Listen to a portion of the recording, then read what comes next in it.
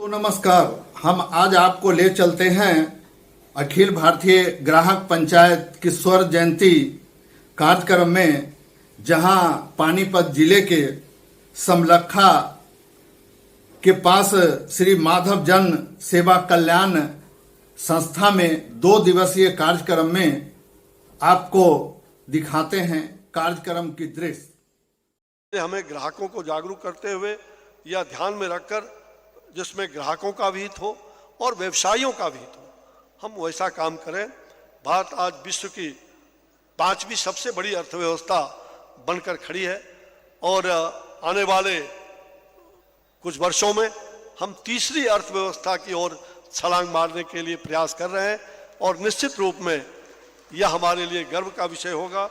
अमृत काल में हम आत्मनिर्भर भारत बनाने के साथ साथ यह लक्ष्य हम सभी को प्राप्त हो, इसका भी प्रयास हम सब कर रहे हैं। इस आयोजन में आपने मुझे बुलाया 3 माह पहले ही।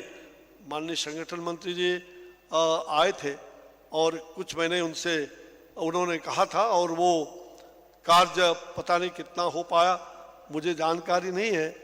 अभी मैंने कुछ जानकारी लिया था, शायद स्थान बदलने के कारण कुछ चीज़ें फलीभूत नहीं हो पाया होगा।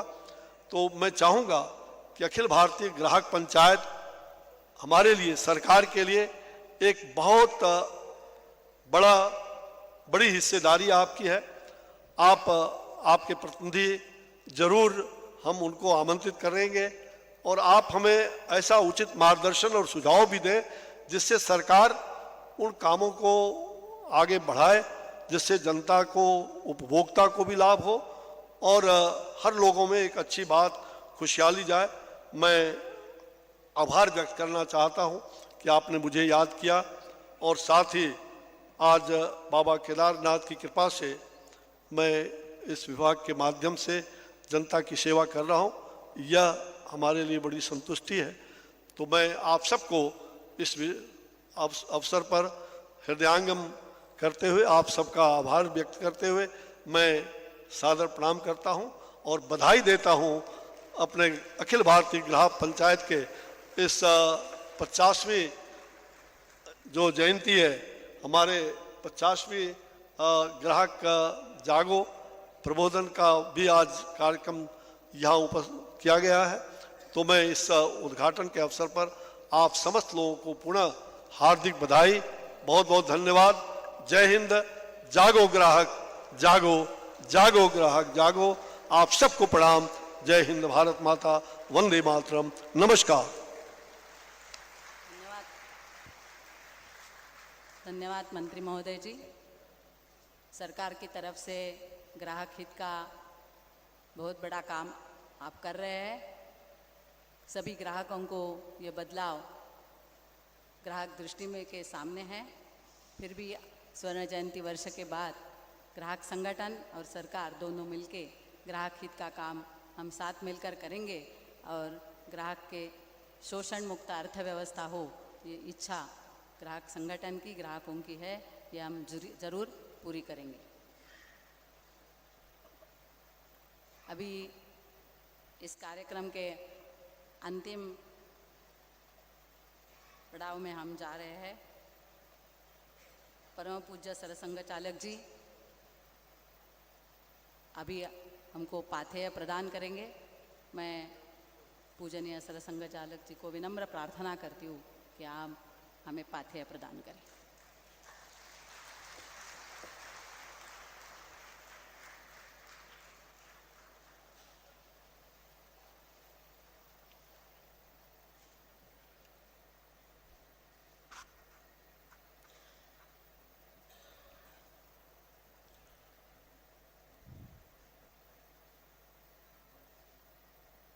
श्रद्धेय संतद्वय स्वामी नित्यानंद जी महाराज, स्वामी विचार नित्यानंद जी महाराज, आज के हमारे अतिथि मंत्री महोदय श्रीमान अश्विनी कुमार जी और ग्राहक पंचायत के सभी माननीय पदाधिकारीगण, कार्यकर्ता, नागरिक सज्जन, माता भगिनी, 50 वर्ष पूरे होने से हम इसको स्वर्ण जयंती अधिवेशन कह रहे हैं।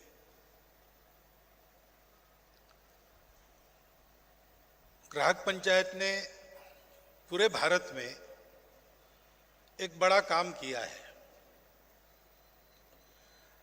ग्राहकों की समस्याओं को लेकर उसके लिए प्रयास करने वाले पहले भी थे, कुछ व्यवस्थाएं भी छोटी मोटी थी, लेकिन भारत का विचार अधिष्ठान में लेकर और ग्राहक इस शब्द का पूरा विचार करते हुए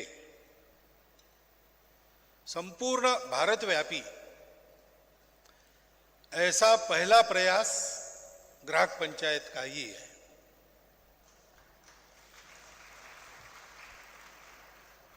और बहुत अल्पावधि में उसने अपना एक स्थान उत्पन्न किया है और उसके उस प्रभाव के चलते ग्राहकों से संबंधित जो शासन द्वारा दी गई व्यवस्थाएं हैं, उन सारे व्यवस्थाओं में कुछ अच्छा योगदान भी उसने किया है। ग्राहकों के लिए राहत देने वाली अनेक परिवर्तनकारी बातें उसमें जुड़ गई है। तो इसलिए इस स्वर्ण जयंती अधिवेशन को हम स्वर्णिम अधिवेशन भी कह सकते हैं, क्योंकि केवल 50 वर्षों में भारत जैसे विविधता भरे देश में सभी दृष्टि से विविधताएं हैं, वैसे आर्थिक दृष्टि से भी सभी प्रकार के स्तर भारत में मिलते हैं। तो उनका विचार करते हुए एक पूरा ग्राहक दर्शन देना, उसको अनुभवों की कसौटी पर परख लेना और पक्का करके समाज के सामने प्रस्तुत करना, ये आसान बात नहीं है। वो ग्राहक पंचायत ने करके दिखाई है। तो इस अधिवेशन का आनंद उत्साह हम सबके मन में है, परंतु ग्राहक आंदोलन की कोई आयु तो होती नहीं। 50 वर्ष हो गए, ये बात ठीक है। मनुष्य के 50 वर्ष हो गए तो कहते हैं कि आधा जीवन निकल गया, लेकिन हमारे यहाँ आधे जीवन का सवाल नहीं है, क्योंकि जब तक समाज है तब तक ग्राहक है और सारा समाज ही ग्राहक है। एक समय हम जिसको ग्राहक और दूसरे को विक्रेता कहते हैं, वो विक्रेता कहीं ग्राहक होता है और इसलिए संपूर्ण समाज ही ग्राहक है और ग्राहक ही उसकी स्थिति निरंतर बने रहने वाली है। लेकिन ये जरूर है कि आयु हमारी चिरकालिक है, अमर है, फिर भी सिंहावलोकन तो आवश्यक होता है, क्योंकि हर ऐसे पड़ाव पर उत्सव क्यों करते हैं? स्वर्ण जयंती, हीरक जयंती, ऐसा चलता है, पाश्चात्य पद्धति है। Silver jubilee, golden jubilee, diamond jubilee, platinum jubilee तक जाता है। अपने यहां भी ऐसे होता है। एक आयु, षष्ट्यब्दी पूर्ति, सहस्त्र चंद्र दर्शन, शताब्दी पूर्ति, हमारी परंपरा में मान्यता है, उसकी विधि है। लेकिन हर विधि में सिंहावलोकन का भाग है, क्योंकि कल्पना यह है कि इतना पार किया तो पार करते समय क्या अच्छा किया और क्या कमियां रही, अगला पड़ाव जाते तक उन कमियों को सुधार कर और जो अच्छा किया है वो और बढ़ाकर चलना। ऐसे ही स्वर्ण जयंती के अधिवेशन में हम पीछे मुड़कर भी देखेंगे और आगे के पड़ाव भी निश्चित करेंगे।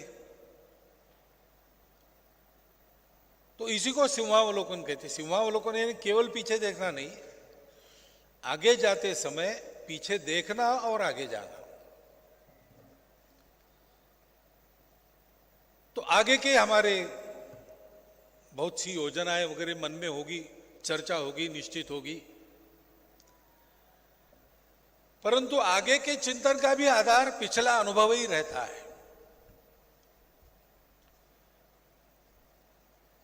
और इसलिए थोड़ा सा इस दृष्टि से ग्राहक पंचायत का जो कुछ मैंने देखा सुना है, जैसे समाज भी देख रहा है, सुन रहा है, तो समाज के भी मन में कुछ बातें आती होंगी, से मेरे भी मन में कुछ बातें आती है, वो आपके सामने मैं चिंतन के लिए रखने वाला हूं।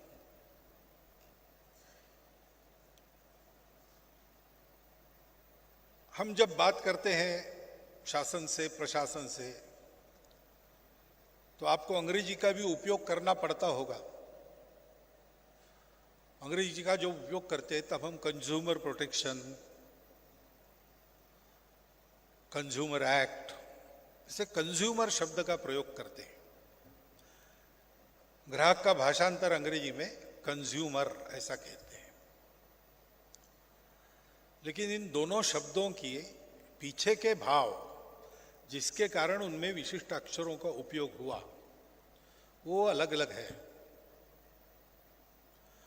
कंज्यूमर वो है जो भोग करता है, खाता है, और कोई उसमें छटा नहीं है। To consume, to use, to eat, ऐसा ही रहता है। आदमी खाता क्यों है? आदमी भूख लगी है इसलिए खाता है। कभी कभी भूख नहीं लगी तो भी खाता है, रुचि अच्छी है इसलिए खाता है। पोषण के लिए खाता है क्या? खाते समय आदमी ये विचार करके खाता नहीं। अब आजकल थोड़ी सी सजगता बढ़ी है और डायबिटीज, ब्लड प्रेशर, ये भी सब बढ़ा है, इसलिए लोग अपने खाने पीने का विचार कर रहे हैं। लेकिन सदियों से मानवता चली है, जब से अंग्रेजी भाषा चली है तब से कंज्यूमर ये शब्द खाने के लिए आया है। ग्राहक शब्द का उपयोग, अर्थ ग्रहण करना, वो खाना ये जरा दूर का अर्थ है। ग्रहण करना यानी हाथ में लेना, धारण करना। खाना पोषक होना चाहिए, लेकिन इसका विचार न करते खाते हैं। मनुष्य खाता है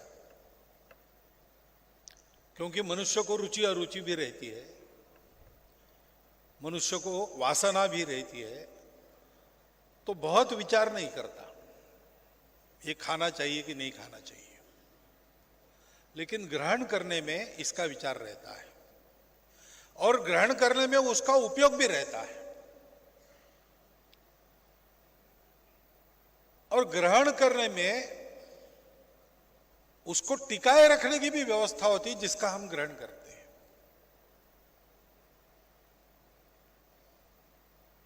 तो उसमें एक विवेक की बात आती है। और इसलिए हमने ये भी सुना, हमारे काम में चिंतन है, हमारे काम का एक पहलू चिंतन है। ग्राहक इसी विषय का चिंतन हमने किया, भारतीय दृष्टि के आधार पर किया।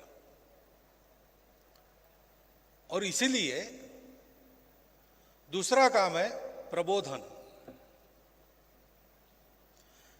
क्योंकि जो खाना चाहते हैं उनको ठीक से खाना मिले, निरामय खाना मिले, अच्छे भाव में मिले, उनका बरगलाया न जाए, उनको ठगा न जाए, यह सारा काम तो है ही। लेकिन उनके खाने में उनका तो पोषण होना चाहिए ही, लेकिन उनके खाने से बाकी लोगों का भी पोषण होना चाहिए। मनुष्य स्वार्थ के लिए तो जीता ही है, लेकिन पशु भी स्वार्थ के लिए जीता है। हम मनुष्य को मनुष्य इसलिए कहते हैं कि वो अकेला नहीं जीता, वो और लोगों को जिलाता है। उसके अपनेपन के कारण या उसके अहंकार के कारण मैं और मेरा रहता है, मेरे अपने, ये बात रहती है। और अकेले की चिंता नहीं करता, इन सब की चिंता करता। और जिसके अपनेपन का दायरा सदैव विस्तारित होता हो, भवतु विश्वम एकम नीडम, यहां तक उसका विस्तार हो, उसको सबसे अच्छा आदमी हम मानते हैं। भारतीय परंपरा में यह विचार है। कितना कमाया ये नहीं सोचते, कितना बांटा ये सोचते हैं। कितने साल जिया ये नहीं सोचते, जी के बाकी लोगों का क्या किया ये सोचते हैं। और इसलिए ग्राहक की कुछ समस्याएं हैं, ग्राहक के लिए कुछ करना है, वैसे ग्राहक का अपना भी कुछ कर्तव्य है। और ग्राहक ये अच्छा ग्राहक बने, अच्छा मानव बने, इसलिए ग्राहक के लिए भी कुछ अनुशासन है। इनका प्रबोधन करना भी अपना काम है।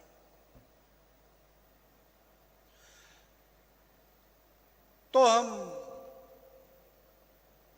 इतना बड़ा अपना संगठन बन गया।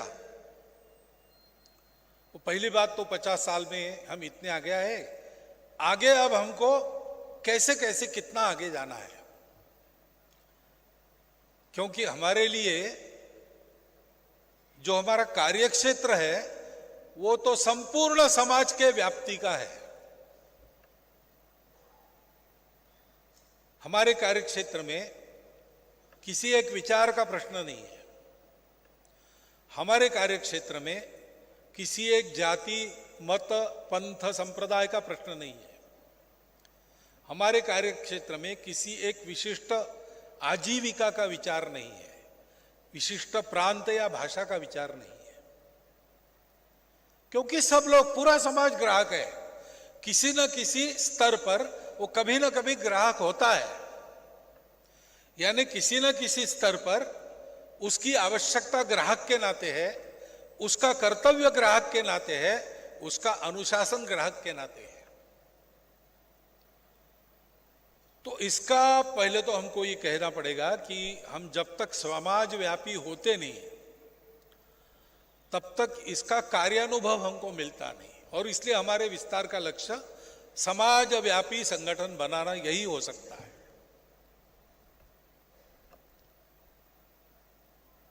तो समाज के सब वर्गों में ग्राहक का व्यवहार बनाने वालों तक हम पहुंचे कि नहीं, अगले 1 साल में कितना पहुंचना, 2 साल में कितना पहुंचना है, 3 साल में कितना पहुंचना है, एक चरणबद्ध योजना हमारी। स्वर्ण जयंती के बाद कौन सा आता है मुझे पता नहीं, लेकिन 75 अमृत महोत्सव करते ही है। तो 25 साल के 5 चरण बनाकर ऐसी योजना हम कर सकते हैं क्या? हमारे कार्य के विस्तार की, कहां तक पहुंचना है, लक्ष्य क्या है?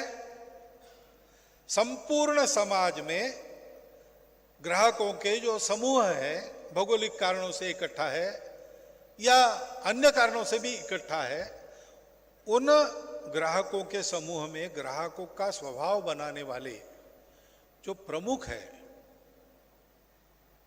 उन तक पहुंचना, तो हम समाजव्यापी हो जाएंगे। क्योंकि उनका स्वभाव बनाने वाले जो है उनके पीछे ग्राहक चलेगा। वो ठीक चले तो ग्राहक भी ठीक चलेगा। वो सजग रहे तो ग्राहकों की सारी आवश्यकताएं पूर्ण हो जाएगी।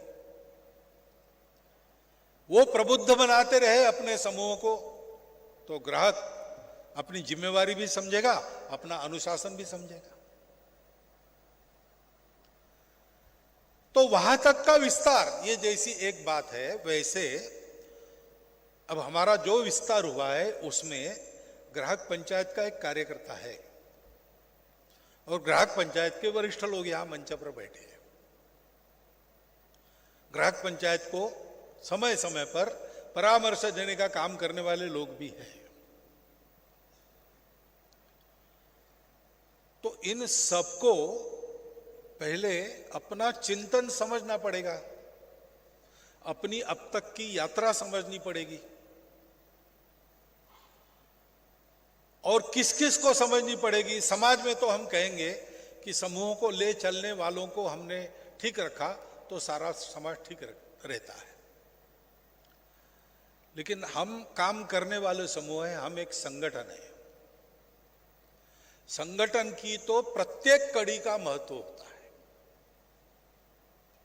Strength of the chain depends on the strength of its weakest link.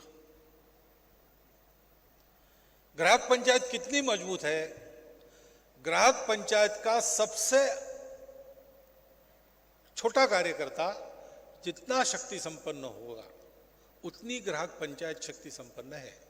वो जितना सक्रिय है, वो कार्यकर्ता जितना सक्रिय है उतनी ग्राहक पंचायत की सक्रियता है। वो कार्यकर्ता ग्राहक पंचायत के चिंतन की समझदारी जितनी मात्रा में रखता है उतनी मात्रा में अपने ध्येय की समझदारी हमारे पास है। तो कार्यकर्ता प्रबोधन ये भी एक बात है जिसका हमको विचार करना पड़ेगा। कार्यकर्ता उसको अपना चिंतन, अपनी कार्य पद्धति, क्योंकि वो भी अनोखी है। कंज्यूमर मूवमेंट ऐसा कहते हैं, कंज्यूमर्स एजिटेशंस ऐसा कहते हैं, हम भी ग्राहक आंदोलन कहते हैं। लेकिन हमने अभी बताया कि समन्वय के रास्ते से ये सब करना है। अब ये समन्वय जो बात है वो हमारी बात है, भारतीय चिंतन की बात है। हम ऐसा मानते हैं कि दुनिया सहयोग समन्वय के आधार पर बढ़ती है। ये हमारा मौलिक चिंतन है। हमारे यहाँ के सब विचार प्रवाह मूलतः इसको मानते हैं। विश्व के बहुत सारे विचार प्रवाह हैं, वो भी अपने यहाँ आए हैं, हम उनको भी जानते हैं। उनमें से लेने लायक बहुत बातें हैं हमारे लिए, परंतु मूल में सबके एक कमी है कि उनको सबको जोड़ने वाला तत्व, उसकी अनुभूति न होने के कारण उसकी कल्पना तो वो कर सकते हैं लेकिन उसको व्यवहार में नहीं लाते हैं, क्योंकि उनको लगता है कि ये एक हाइपोथेसिस है, वर्किंग में नहीं है। और इसलिए वो कहते हैं कि there is always a struggle. दुनिया संघर्ष में से आगे जाती है, तो सतत संघर्ष चले, थीसिस, एंटीथेसिस, सिंथेसिस चलते रहता है। हमारे यहाँ हमने इसको नहीं माना है अनुभव से। हम भी पुराने अनुभवी लोग हैं सभ्यता और संस्कृति के मामले में, मानव जीवन के अनुभव के मामले में।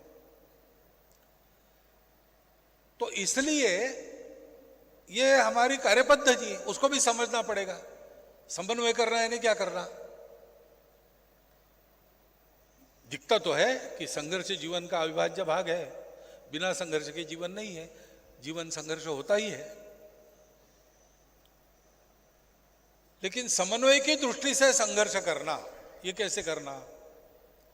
जैसे भगवत गीता में कहा भगवान ने कि लड़ो, लेकिन बुखार मत लाओ लड़ाई का। युद्धस्व विगत ज्वरा, यानी त्वेष और द्वेष के साथ मत लड़ो, कर्तव्य के रूप में लड़ो।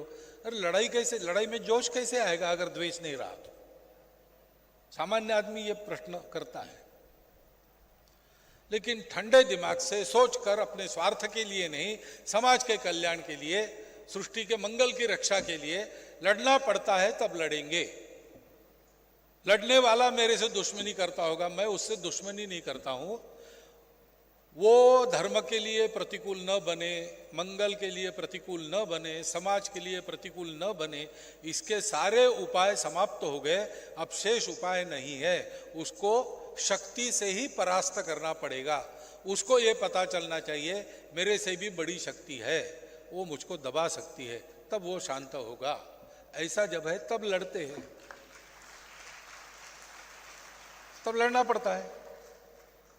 लेकिन तब लड़ना पड़ता है तो भी क्रोधित नहीं होना, द्वेष्टा नहीं बनना और लड़ना। ये सारे अपने यहाँ पर मालूम है, हम बोलने में भी उपयोग करते, बताने में भी उपयोग करते, लेकिन ये करना कैसे ये सीखना पड़ता है, क्योंकि वो एक आदत की बात है। हमारे कार्य पद्धति में इसकी आदत कराने वाली पद्धतियां कौन सी है, उन पद्धतियों को हमने कितना सुरक्षित रखा है, उसको सुरक्षित रखने के लिए कैसे चलना पड़ेगा। तो हमारा चिंतन, हमारी कार्य पद्धति, दोनों की समझदारी चाहिए, इसका भी हमको विचार करना पड़ेगा। और चिंतन करना हमारा काम है। ग्राहकों के लिए जहां आवश्यक वहां आंदोलन, नहीं तो समन्वय से समस्या समाधान, ये काम है। तरीका अलग अलग हो सकता है, लेकिन समस्या समाधान ये दूसरा काम है। ग्राहकों का प्रबोधन ये तीसरा काम है। और चौथा काम है कि हम कौन हैं, हम ग्राहक पंचायत है। अब ये पंचायत क्या है, जिसमें पंच होते हैं। अब ये पंच शब्द आया, वो क्या है, 5 लोगों का समूह गांव स्तर पर रहता था, और गांव के सारे झगड़े फसाद को मिटाना, गांव के अनुशासन को कायम रखना, इनको देखने का उनका दायित्व होता था। सर्वसहमति से ये 5 पंच होते थे, और ये पांचों मिलकर संपूर्ण गांव का प्रतिनिधित्व करते थे। इन पांचों का शील और आचरण ऐसा रहता था कि उनके नजर की शर्म सारे गांव को रहती थी, और उनको उनके कहने के परे जाए ऐसा दुस्साहस कोई नहीं करता था, क्योंकि सबको ये पता रहता था कि ये भले लोग हैं, हमारे आप्त है, हमारे कल्याण का विचार करने वाले लोग हैं, इनका अपना कोई स्टेक नहीं है, निस्वार्थ बुद्धि के है, ये जो बताएंगे ये हमारे हित की बात है, उसके विरुद्ध जाना हमारे नाश की बात है। ये विश्वास जिनके आचरण से बनता था, ऐसे ये पंचलोग होते थे। तो हम पंचायत है, यानी हम समाज के ऐसे प्रतिनिधि है जिनके बारे में, जिनके आचरण और शील के कारण, 2 शब्द है, एक जैसे उपयोग करते हैं हम, लेकिन शील होती है मन की प्रवृत्ति और आचरण होता है प्रत्यक्ष व्यवहार। एक स्पिरिट है, एक लेटर है, दोनों अच्छे होने चाहिए। शील अच्छा है, लेकिन सार्वजनिक व्यवहार में कहां उठना, कहां बैठना, कहां बोलना, कहां किसके पास कितना जान, ये मालूम न होने के कारण दिखता भद्र नहीं है तो परिणाम ठीक नहीं होता है, संस्कार ठीक नहीं होता है। और समाज के धाक के कारण, कानून के कारण, चौक में पुलिस खड़ा है इसके कारण सदाचरण करने वाले लोग तो बहुत है। लाल बत्ती होती है, साथ में पुलिस भी है, तो सब लोग रुकते हैं। लेकिन लाल बत्ती है और पुलिस चला जाए तो क्या होता है? तो वो जो आचरण है अनुशासन का, वो बाह्य आचरण है। मन कैसा है? मन भी अगर ऐसा है नियम व्यवस्था पालन का, तो वो शील हो गया। इसे मैं कह रहा हूं, शील और आचरण से हमको समाज परखता है, तो उसका आकलन ऐसे हो गया कि उसका ये विश्वास हो गया कि ये लोग सही लोग हैं, ये जो बताएंगे ठीक ही बताएंगे। एक मैंने अनुभव की हुई घटना आपको बताने का मोह मुझे जाता नहीं, इसलिए बता रहा हूं। संघ की भलाई करने के लिए नहीं बोल रहा हूं, लेकिन प्रत्यक्ष है। बिहार में मैं था। बिहार में जब मैं था तब कोई बहुत बड़ा काम वहां नहीं था संघ का, और उत्तर बिहार में और कम था। स्वदेशी पखवाड़ा हमने उस समय पहली बार मनाया। तो उस पखवाड़े के कार्यक्रम के लिए बाजार के गांव में, जहां हाट लगती है साप्ताहिक, ऐसे गांव में सभा करनी थी। उसके लिए मैं गया, साथ में कार्यकर्ता परिचित थे वो। वहां कुछ भी नहीं था, संघ को जानने वाले भी कोई नहीं थे।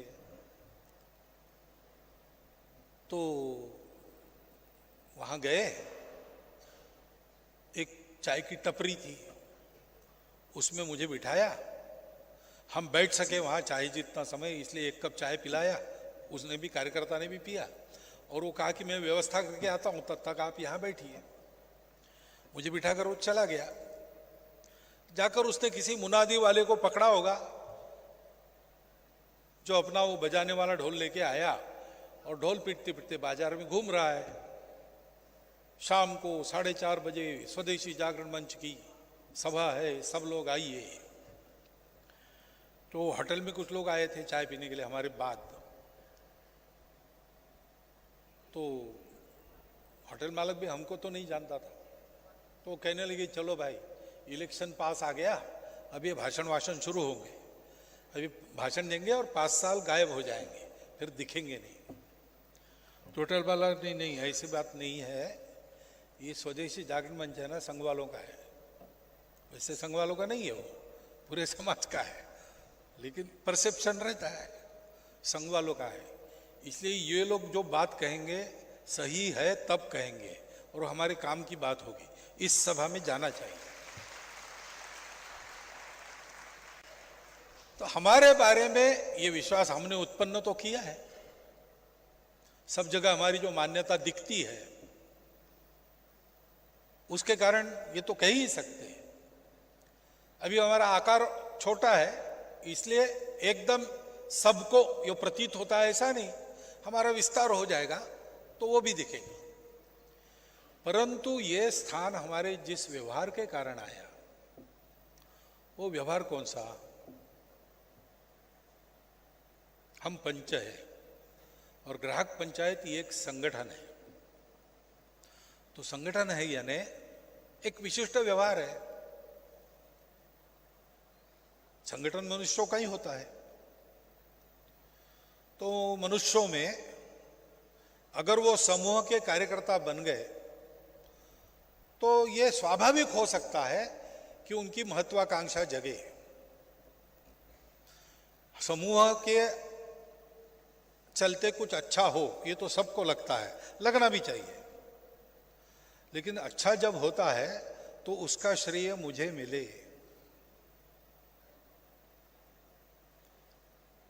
मैं था, मैंने किया, मुझे कहना चाहिए, मैं आगे जाऊं, एक फोटो हो जाए।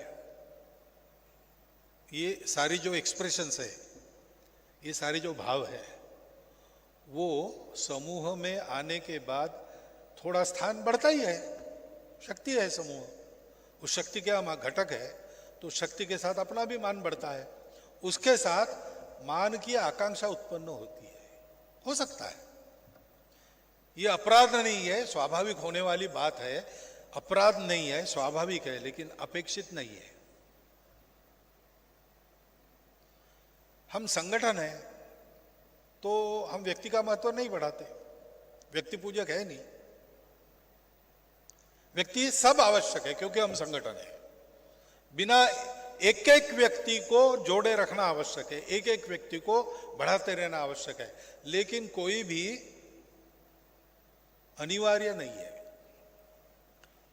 No person is indispensable, every person is essential.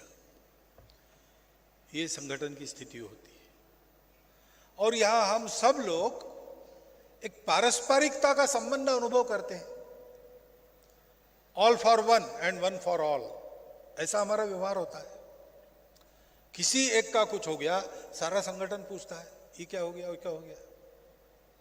ऐसे अधिवेशन होते प्रतिवर्ष हमारे, हम जाते हैं प्रतिवर्ष, हमारा एक संबंध बन जाता है। किसी अधिवेशन में गए तो पूछते हैं, अरे आपके प्रदेश से वो नहीं आए, क्या हुआ, स्वास्थ्य ठीक है? नहीं है, स्वास्थ्य ठीक नहीं है। फोन नंबर है अपने पास, फोन से ही बात कर लेते हैं, हालचाल पूछते हैं। मिलने के बाद कहते हैं, अरे क्या बीच में 2 अधिवेशन आप आए नहीं, बहुत मजा आया, चलो अच्छा हो गया, आ गए। अब ये भाषा किसकी है? ये वर्कर्स की भाषा नहीं है, ये ब्रदर्स की भाषा है। जो बंधुभाव है, वो बंधुभाव हम में दिखता है। संगठन का ये भाव होता है। आत्मीयता संगठन का, जिस संगठन को लोक संग्रह करना है, और ग्राहक पंचायत यानी ऑर्गेनाइजेशन के अर्थ में संगठन नहीं है, लोक संग्रह करने वाला संगठन है। लोगों को गलत रास्ते पर जाने से रोकना, उन्मार्गगामी बनने से रोकना, उनको सन्मार्गगामी बनाना, यह संगठन का काम होता है। लोक संग्रह का यही काम होता है। और इसलिए हमारा संपर्क एक बार जुड़ता है, वो कभी नहीं टूटता है, और संपर्क जिनके साथ होता है उनके साथ हमारी आत्मीयता बढ़ते जाती है, हमारा बंधुवत संबंध हो जाता है। फिर वो हमारे संगठन में रहे ना रहे उसकी हमको चिंता नहीं है। हम उपयुक्ततावादी दृष्टिकोण से किसी को नहीं जोड़ते, हम अपने बंधु मानकर सबको जोड़ते हैं। हमको पता है कि आत्मीयता के चलते संपूर्ण विश्व से हमारा ये नाता है, लेकिन सबको हम एकदम मिले नहीं। घर वालों को मिलते थे, रिश्तेदारों को मिलते थे, गांव वालों को मिलते थे, ग्राहक संगठन में आए, अखिल भारत के इतने लोगों को मिल रहे हैं, ये सारे पहले से हमारे बंधु हैं। अब परिचय हो गया, व्यवहार तो बंधुवत ही रहेगा। और इसलिए हमारा संगठन यानी हम ध्येय लक्ष्य है, व्यक्ति लक्ष्य नहीं है, सम्मान लक्ष्य नहीं है। हम अपनेपन की भावना से यहां पर सब साथ रहते हैं, इसलिए हमको कट्टों की चिंता नहीं है, एक दूसरे के लिए खटने की चिंता नहीं है। हम सब लोग एक की चिंता करते हैं, और एक एक को पूछा जाए आप स्वयं की चिंता करते हो क्या, तो कहते हैं कि भाई काम करना है, उसकी चिंता पहले, मेरी चिंता क्या है। तो संगठन व्यक्ति की चिंता करता है, व्यक्ति अपनी चिंता नहीं करता, वो संगठन की चिंता करता है। और ऐसे संगठन में हम चले, चल के देखिए, इतने आप सब लोग हो, ये जो क्या पट्टी कल्याणा गांव है, उसके रास्तों पर आप मिलकर जाओ। आप चलेंगे तो आपस में टकराएंगे, रास्ते छोटे हैं, सबको जाना है, जल्दी से जल्दी जाना है, तो टकराहट होती है। भीड़ में चलते हैं तब टकराहट होती है, लेकिन संगठन में चलते हैं तब टक्कर नहीं होती। उसका शास्त्र है, कदम मिलने चाहिए, सम्यक ठीक होना चाहिए, दृष्टि सही दिशा में होनी चाहिए, एक दूसरे के साथ चलना है लेकिन अंतर रख के चलना है, ड्रेसिंग डायरेक्शन डिस्टेंस, यह अनुशासन है। संगठन में चलने का अनुशासन होता है, जिससे टकराहट नहीं होती, जिससे सबकी शक्ति मिलकर एक बड़ी शक्ति बनती है।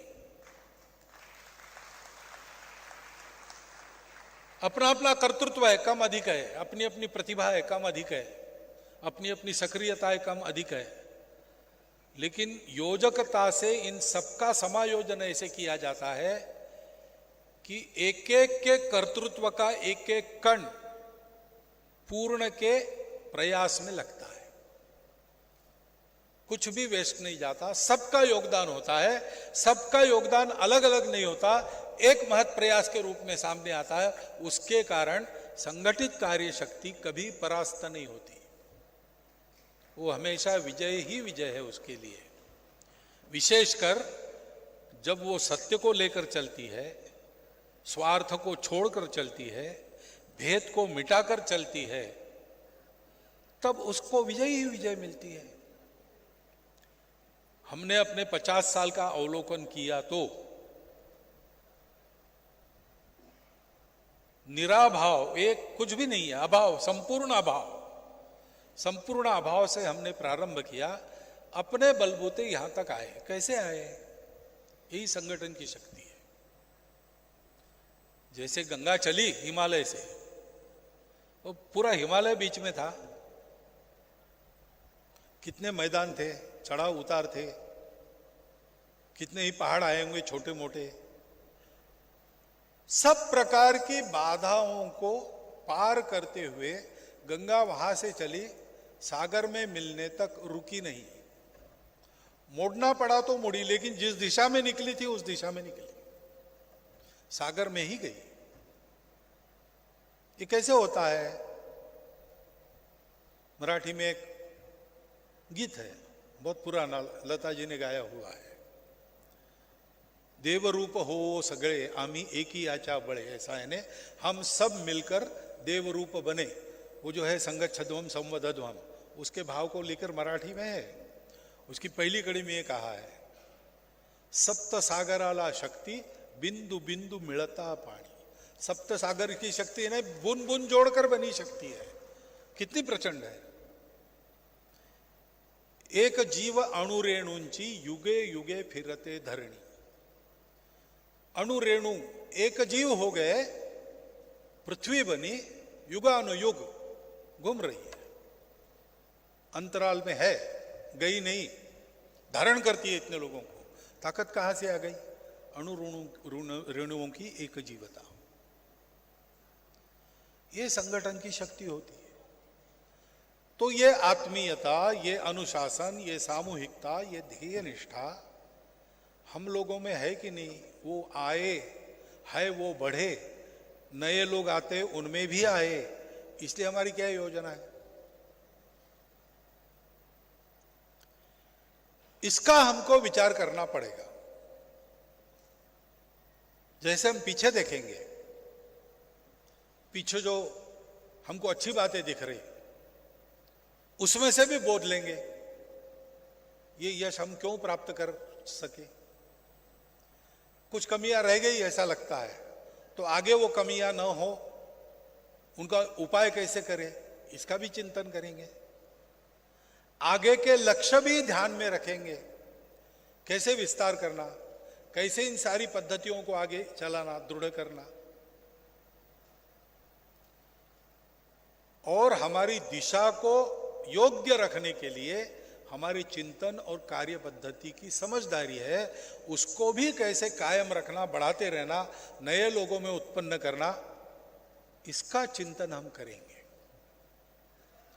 तो फिर आज हमने स्वर्ण जयंती के उपलक्ष्य में अपना इतिहास बताने वाली और अब तक क्या किया ये बताने वाली पुस्तिका वो दिख रही वहां पे, आप देख रहे, लगभग 1 इंच उसका मोटापन है, क्योंकि उतना ही है बताने के लिए हमारे पास। आप जब 75 वर्ष करेंगे तो इससे 4 गुना अधिक बड़ा पुस्तक आपको छापना पड़ेगा। 50 और 75 में अंतर 1.5 गुना है, लेकिन आप करेंगे 4 गुना कम से कम। ये करना कैसे, इसको सोचने के लिए अपना अधिवेशन है, इसको हमको ध्यान में रखना पड़ेगा। कभी कभी कार्यक्रम में ही हम मग्न हो जाते हैं। हमारा कार्यक्रम है ग्राहकों के हित की रक्षा, ये हमारा कार्यक्रम है, लेकिन ये हम क्यों कर रहे हैं? हमारी रुचि है, रुचि तो है ही, नहीं तो काम कैसे करेंगे। लेकिन अपने अपने रुचि का काम केवल ये है, इसलिए ये शुरू नहीं किया।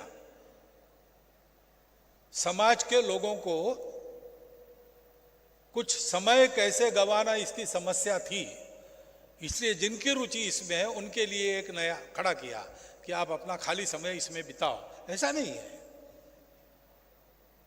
आखिर ग्राहक भी, हम कहते हैं ग्राहक राजा है, यानी क्या है? राजा है यानी मालिक है क्या? मालिक नहीं है, मालिक कोई नहीं है। ये मालकियत की भावना, ये अपना चिंतन नहीं है। हमारा चिंतन ये है कि जिसने सब उत्पन्न किया वही इसका मालिक है, हम मालिक नहीं है। ईशावास्यम इदम सर्वम यत्किंचम जगत्याम जगत। लेकिन मुझे भी उत्पन्न किया और मुझे इसमें जीना है, इस पर ही जीना है, इसको ही जीने के लिए उपयोग करना है। तो मैं क्या करूंगा? तेन त्यक्तेन भुंजिता, त्यागपूर्वक भोग करूंगा। ये भोग सारी सृष्टि को चढ़ाऊंगा, सब अपना अपना ले लेंगे, बचा हुआ मैं लूंगा। ये हमारी जीवन की कल्पना है। उस कल्पना से देखते हैं तो ग्राहकों को ऐसे तैयार करना, क्योंकि राजा यही करता है। राजा मालिक नहीं होता है। राजा, जैसे शिवाजी महाराज को कहते थे, उपभोग शून्य स्वामी है। वो स्वामी इसलिए नहीं कि उसको उपभोग करना है, वो स्वामी इसलिए है कि सबको इसका भोग मिले, शेष में मेरा चले, मैं चला लूंगा। तो ऐसा अगर प्रबोधन हमको करना है तो इसका मतलब है कि ग्राहक पंचायत का निर्माण, नाम दूसरा भी रख सकते थे ना, हमने ग्राहक क्यों चुना, उपभोक्ता कह सकते थे, लेकिन हमारी दृष्टि उपभोग नहीं है, हमारी दृष्टि त्याग है। तो हम समाज को आदत मांगने मांगने लेने लेने लड़ झगड़ कर छीन ले, इसकी तो नहीं लगाने वाले, इसकी लगानी नहीं है। इस आदत के कारण सृष्टि का विध्वंस हो रहा है, मानवता विनाश के किनार पर खड़ी है, संस्कार लोप हो रहा है, परिवार टूट रहे, हम देख रहे हैं। तो हमको तो सिखाना यह है कि भाई अपना शरीर कर्तव्य कर सके इतना उसको सबल रखने के लिए जो आवश्यक है वो करो, उसके लिए परिवार भी आवश्यक होता है। तो रोटी कपड़ा मकान स्वास्थ्य शिक्षा अतिथि सत्कार, ये गृहस्थ धर्म के 4 कर्तव्य है, उसको पूर्ण करने लायक परिवार की स्थिति, उसके लिए मेहनत करो। साधु स्वामी इतना दीजिए जहां में कुटुंब समाए, मैं भी भूखा ना रहूं, साधु भी भूखा न जाए, ऐसी हमारी घर गृहस्थी हो। लेकिन प्रयोजन क्या है इन सबका? प्रयोजन है कि मेरे कारण अन्य लोगों का विकास हो, मेरे कारण अन्य लोग भी सन्मार्ग पर जाए। असतोमा सद्गमय तमसोमा ज्योतिर्गमय मृत्योर्मा अमृतम गमय, ये यात्रा सबकी सुकर हो। इसके लिए काम ग्राहक पंचायत का हमने लिया है। तो हमको अपने से प्रारंभ करके ग्राहक विश्व को बदलना पड़ेगा। धीरे धीरे शक्ति बढ़ेगी, वैसा बदल और प्रभावी होगा। लेकिन बदल का प्रारंभ हमेशा हम में होगा, मेरे में होगा, हम में होगा, यानी संगठन में होगा, उसके वातावरण के चलते समाज में होगा। इस प्रक्रिया को आप आगे बढ़ाने का एक चरण इस दृष्टि से इस स्वर्ण जयंती अधिवेशन का उपयोग आप सब लोग कीजिए, ऐसा एक विनम्र अनुरोध आपके सामने रखता हूं और मेरी 4 शब्द समाप्त करता हूं।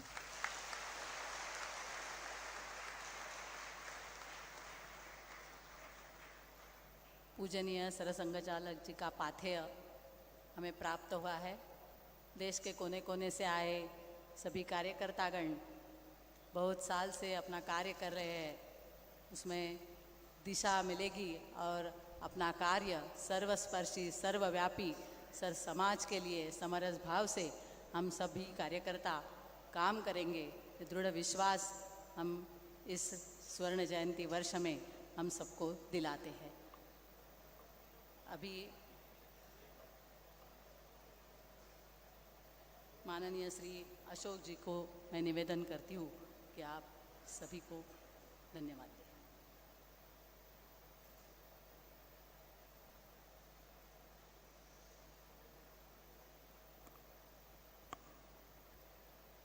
परम पूज्य माननीय सरसंघ चालक जी, ग्राहक पंचायत के राष्ट्रीय अध्यक्ष आदरणीय नारायण जी साहब, मंच पर उपस्थित संतोदय के चरणों में विनम्र प्रणाम।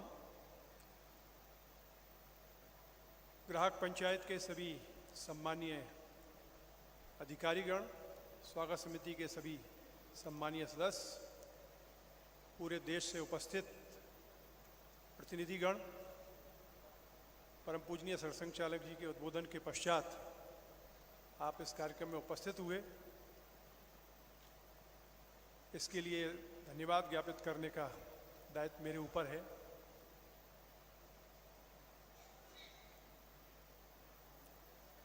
जो दिशा निर्देश मिला है, एक एक शब्द अमूल्य है, जीवन में उतारने के लिए हमारा मार्गदर्शी पाथेय है। वो विस्मृति के कारण, कार्य व्यस्तता के कारण हमारा ध्येय, हमारा लक्ष्य, हमारा उद्देश्य विस्मृत नहीं हो, इसके लिए इस उद्बोधन को हम हमेशा याद रखें और इसी संकल्प के साथ हम वर्ष भर कार्यक्रम का आयोजन करेंगे।